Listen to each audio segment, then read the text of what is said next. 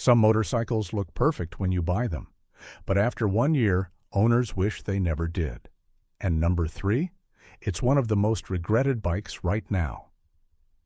If you're thinking about buying a motorcycle in 2026, this video might save you thousands of dollars. These are bikes that seemed like a great deal, until reality hit. Let's take a look. Number 7. Harley-Davidson Street 750. At first glance, the Street 750 looks like an affordable ticket into the Harley world, a way to finally park that iconic badge in your garage without draining your retirement fund. It's compact, approachable, and on paper, it seems like a sensible cruiser for relaxed weekend rides. But once the honeymoon phase is over, many riders, especially those with a few decades of riding experience, start noticing things they didn't sign up for. The biggest complaint? Vibrations, not the charming, "this is a Harley" kind of rumble, but the kind that creeps into your hands, feet, and lower back after just a short ride. Pair that with modest engine performance, and the bike can feel underwhelming, especially when merging onto highways or trying to keep up with bigger touring machines. For senior riders who value comfort and smoothness over raw attitude, this quickly becomes more frustrating than fun. Then there's the build quality. Some owners report that certain components feel less refined than expected from a brand like Harley-Davidson. Over time, small annoyances, like basic finishes, suspension stiffness, and braking feel, start to stack up. It's the kind of bike that makes you say, maybe I should have spent a little more for something better, suited to long, comfortable rides. And things only get worse with the next bike. Number 6, KTMR C390 Lightweight, aggressive and undeniably fun. At least in the beginning. The KTMR C390 looks like a mini track weapon, and that sharp styling pulls you in fast. With its 373 cubic centimeter single-cylinder engine, quick throttle response, and race-inspired ergonomics, it feels exciting on short bursts and city sprints. On a smooth road, it almost dares you to ride harder than you probably should, something that feels great on day 1 and maybe even month 1. But after a year of ownership, the story starts to change, especially for more mature riders. That aggressive, forward-leaning riding position begins to take a toll on wrists, shoulders, and lower back. What once felt sporty slowly turns into, "Why does everything hurt after 45 minutes?" Add in the stiff suspension and minimal wind protection, and longer rides become more of a test of endurance than enjoyment. It's the kind of bike that reminds you you're not 25 anymore, sometimes very loudly. Then there's the reliability conversation. While not universally problematic, long-term owners have reported issues like overheating in traffic, vibrations at higher RPMs, and occasional electronic quirks. Maintenance isn't outrageous, but it's also not as carefree as some riders expect in this segment. In the end, the RC39 often becomes a bike people admire more than they actually ride, a garage favorite that looks fast, standing still. And for many riders over 50, comfort and consistency eventually win over raw excitement. At number 5, BMW G310R. You expect premium engineering when you see that famous roundel from BMW Motorrad, but the BMW G310R can feel like a mismatch between expectation and reality, especially after a full year of ownership. On paper, it looks like a smart, lightweight, approachable roadster. But in real-world riding, many owners, particularly more experienced or senior riders, start noticing that the 313 cubic centimeter single-cylinder engine lacks the kind of smooth, confident power delivery you'd expect. It's not just about speed, it's about refinement, and that's where this bike often feels a bit underwhelming. After the honeymoon phase wears off, the premium badge versus entry-level feel gap becomes more obvious. The vibrations at higher RPMs, the somewhat basic suspension setup, and the lighter overall build can leave riders wishing they had gone for something with a bit more substance and comfort, especially on longer rides. For senior riders who value stability, smoother torque, and a more relaxed riding experience, the G310R can start to feel a little too raw and a little too eager to remind you it's built to a budget. It's the kind of bike that's fun for short city rides. But after an hour, your hands might start sending you complaint letters. And then there's the expectation factor. When you buy into a brand like BMW, you're not just buying a motorcycle, you're buying a reputation. So when the experience feels closer to good beginner bike than premium German engineering, that disconnect can lead to regret. It's not a terrible motorcycle by any means, but for the price and the badge, many owners expected more polish, more comfort, and more long-term satisfaction. Now the next one is shocking because it's actually very popular. Number 4. Yamaha R7. The Yamaha R7 looks like a full-on super sport beast, aggressive styling, sharp lines, and that ready-for-the-track attitude. But after a year of ownership, many riders, especially seasoned ones, start to notice something feels off. It promises adrenaline, but what you actually get is a more restrained experience. It's powered by a CP2 parallel twin engine, the same platform found in the MT-07, which is reliable and torquey, but it doesn't quite deliver the high-revving thrill you'd expect from something that looks this fast. For senior riders or anyone with years in the saddle, that mismatch becomes more obvious over time.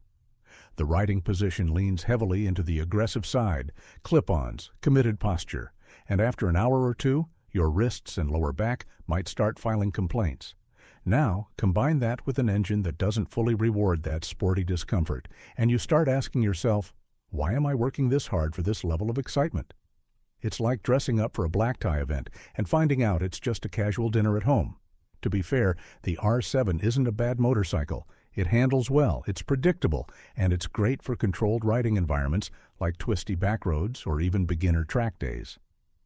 But that in-between identity is exactly where the regret creeps in.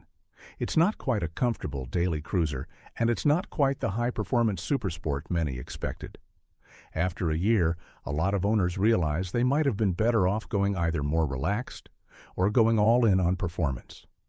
And hey, if you're still watching, you're clearly one of us. Go ahead and hit like, and if you're not already part of Rev and Ride, subscribe for motorcycle content made for riders who value comfort, character, and bikes that actually make sense. Number 3. Honda Rebel 500. Comfortable, reliable, but also underwhelming. On paper, it checks all the right boxes. Low seat height, lightweight chassis, smooth 471 cubic centimeter parallel twin engine, and that classic cruiser look that appeals to a lot of senior riders coming back to motorcycling. Around town, it's easygoing and unintimidating.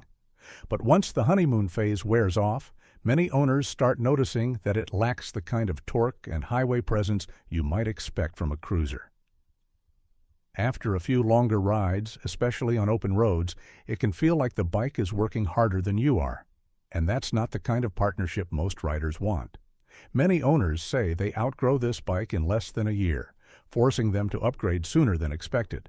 For experienced or returning riders, the Rebel 500 can feel more like a stepping stone than a long-term companion.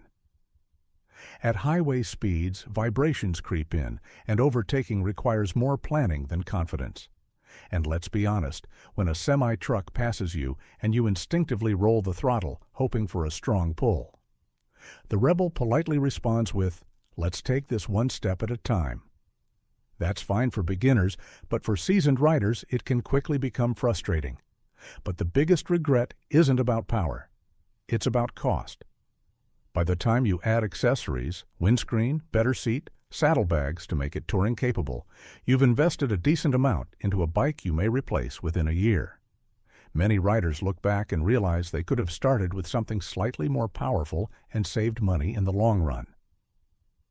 The Rebel 500 isn't a bad motorcycle. It's just one that many owners outgrow faster than they expect, especially those who already know what they want from the road. At number 2, Ducati Scrambler. Beautiful design, no doubt. The Ducati Scrambler has that timeless retro charm that makes you want to park it in your living room just to admire it. It's lightweight, easy to handle at low speeds, and on short weekend rides, It feels like the perfect companion. But as many owners discover after the honeymoon phase, good looks don't always translate into long-term satisfaction, especially for riders who prioritize comfort and practicality over style. After a year of ownership, the cracks start to show. The engine heat can become surprisingly uncomfortable, especially in traffic or warmer climates, turning what should be a relaxing ride into something closer to a slow roast. Then there's the maintenance. This is still a Ducati after all. Service intervals and parts can be expensive, and if you're used to more low-maintenance bikes, the difference becomes very noticeable. For senior riders who prefer simplicity and reliability, this can feel like more hassle than it's worth. And let's talk practicality. The seat comfort is average at best for longer rides, the suspension isn't exactly forgiving on rough roads, and storage options are limited unless you start adding accessories. It's the kind of bike that makes you smile for the first 30 minutes, and then has you checking your watch. Some owners joke that they spend more time cleaning and maintaining it than actually riding it, which, to be fair, is fine if you enjoy that kind of relationship. But if you're looking for a bike that works with you, not against you, the Scrambler can quickly go from dream machine to maybe I should have thought this through. Number 1. Harley-Davidson Iron 883. This is one of the most regretted motorcycles after 1 year, and not because it looks bad parked outside a cafe. The problem starts when the ride actually begins. The 883 cubic centimeters Evolution engine sounds great at idle, but once you hit the highway, many riders, especially those used to smoother, more refined touring bikes, notice the lack of passing power. Add to that the limited lean angle, basic suspension, and a seat that feels fine for 20 minutes but starts negotiating terms with your lower back after an hour. For senior riders who prioritize comfort and stability over image, this becomes a real deal-breaker. Another issue that surfaces over time is vibration. At lower speeds, it's part of the Harley charm. After longer rides, though, that charm can feel more like a stubborn handshake that won't let go. Riders also mention the short fuel range, which turns relaxed cruising into frequent gas stop planning. And let's be honest, at this stage, most riders want to enjoy the road, not map out every fuel station like a logistics operation. The forward controls can help with leg positioning, but they don't fully compensate for the bike's overall stiffness on rough roads. Then there's the ownership reality check. Maintenance, customization, and upgrades can quickly stack up in cost, and many owners realize they're investing more just to make the bike comfortable enough. At that point, the question becomes unavoidable. Was it worth it for the badge alone? If you're planning to upgrade your gear instead of wasting money on the wrong bike, check the links in the description. I've listed some of the best helmets and riding gear riders are loving right now. Which motorcycle do you regret buying? Let me know in the comments.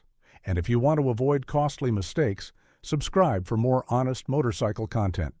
And if you know someone shopping for a touring bike who keeps getting told they need to spend more, send them this video. The best validation for any bike is owners who refuse to sell them. Want to know which bikes never break down regardless of age? If you spotted your next ride or learned something new today, hit that like button, subscribe to the channel, and drop a comment telling us which bike you'd take on a grand tour.